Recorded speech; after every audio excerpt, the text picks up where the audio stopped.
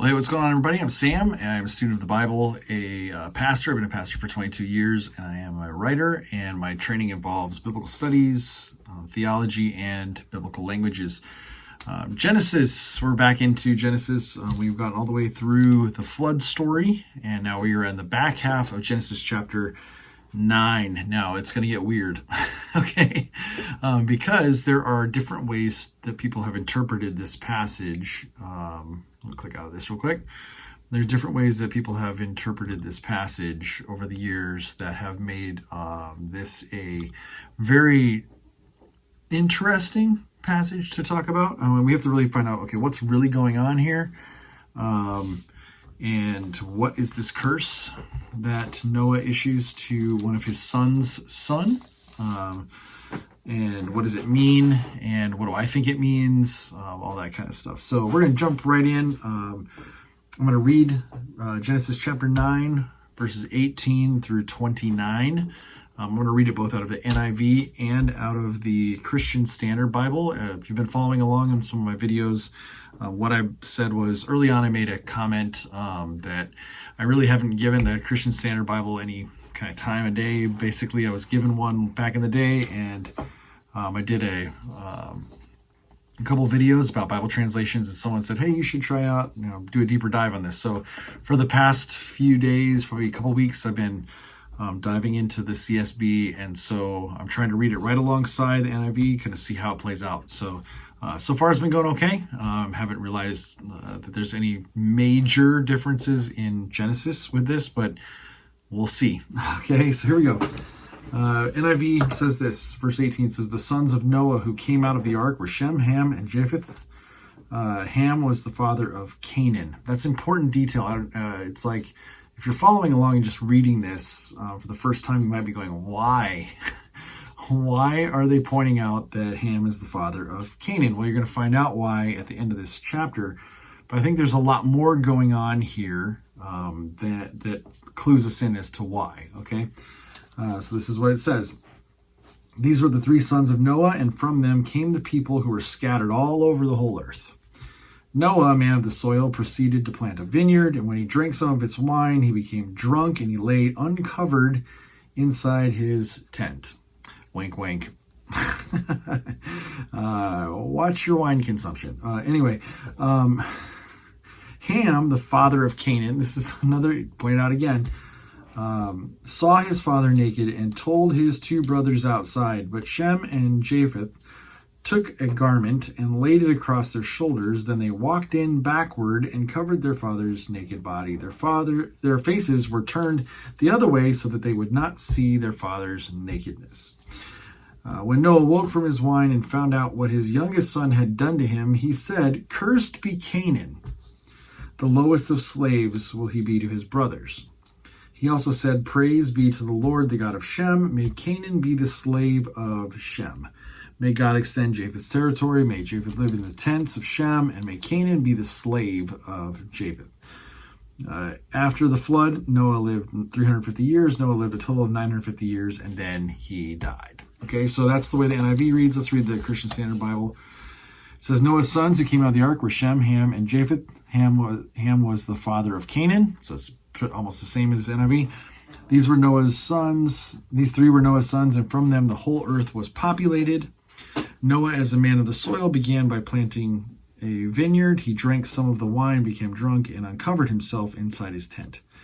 Ham, the father of Canaan, saw his father naked and told his two brothers outside. Then Shem and Japheth took a cloak and placed it over both their shoulders. And walking backward, they covered their father's nakedness. Their faces were turned away, and they did not see their father naked. When Noah woke from his drinking and learned what his youngest son had done to him, he said, Canaan is cursed. He will be the lowest of slaves to his brothers. He also said, blessed be the Lord, the God of Shem. Let Canaan be Shem's slave. Let God extend Japheth. Let Japheth dwell in the tents of Shem. Let Canaan be Shem's slave. Okay, so in the NIV on end of 27, it says, let Canaan be Japheth's slave. And then at CSB, it says, let him be Shem's slave. But he already said that, so maybe it's a Hebrew kind of a dual kind of a thing going on there, a poetic dual thing. Now Noah lived 350 years after the flood, so Noah's life lasted 950 years. Then he died. Okay, so very similar in these two accounts, except that one little instance. So let's go to the Hebrew, and let's find out what that is really trying to say there. So verse 27, it says, may God enlarge Japheth, V'yiskon, may him dwell, V'yeholeh, in the tents of Shem, and may Canaan be the servant unto him. So Shem seems to be the actual reading. So I think, well, it depends. Hold on a second. So it looks like it's kind of an interpretive issue that you can make it either Japheth or Shem here.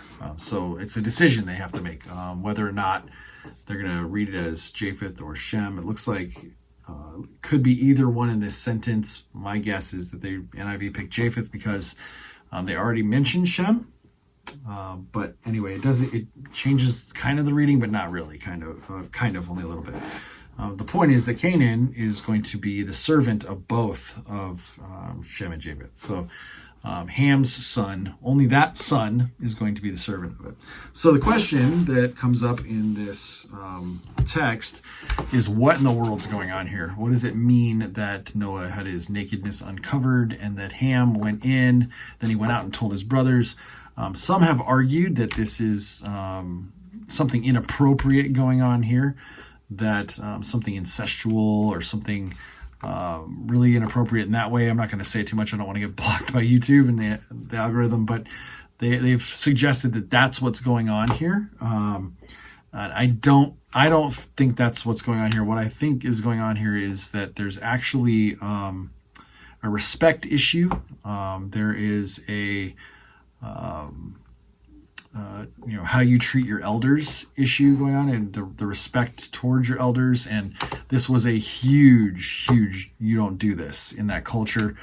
And so notice the older two boys go in and they take the blanket, they walk backwards, they're not looking at their father, and they cover him because it's shameful for Ham to do this and then to go kind of make fun of his father to his brothers. And that's, I think culturally, one of the things that we need to understand is just how big of a deal this is to them. And for Ham to do what he did was a big slap in the face to his father.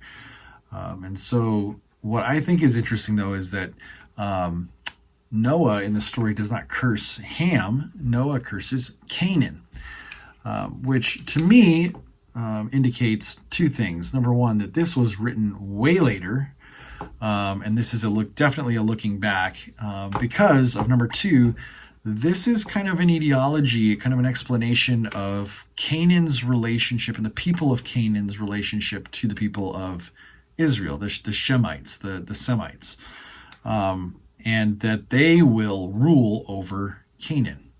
And so you get to other books of the Bible, you get to Joshua, you get to other, as the history goes on. And then here is this story of the conquest, and then some of the Canaanites being completely wiped out, and then some of them becoming slaves to the Israelites who are from the line of Shem. And so this is maybe just another either poke fun at or another domineering kind of way to write into their literature that we are in charge of you, you are our slaves, and oh, by the way, it's because Noah in this story said that you were going to be that. And so because he cursed Ham's son Canaan, therefore these people are our slaves and our servants. And so it's this propaganda kind of thing that could be going on here. And that's the way I read it. In fact, I look back and I go, that's exactly what's going on here. Someone in the future who is penning this and writing this and compiling this is going, and this is how the Canaanites became cursed and became the slaves of the Shemites, and we are the Shemites. And so that's my take on it. Okay. I do not think that this story has anything to do with any kind of inappropriate, incestuous kind of thing going on here. I think it quite literally has to do with respect, and it has to do with shame and shaming, and it has to do with Ham. What he may have thought was just kind of an adolescent turned into a very shameful thing that he did to his father, and this is the retribution for it. And so that's my take on this. I don't want to dive too deep into all of the Hebrew and all that kind of stuff, because I think it's right there for us to read. And there's not a lot in the Hebrew that really tells us anything other than what we would read here. So I would love to hear your thoughts about this. This is one of those passages that people have a lot of ideas and a lot of thoughts on. But that's what I kind of think is going on in this part of the story. All right, well, thanks for hanging out with me today. Give me a like and subscribe, and I'll see you in the next video.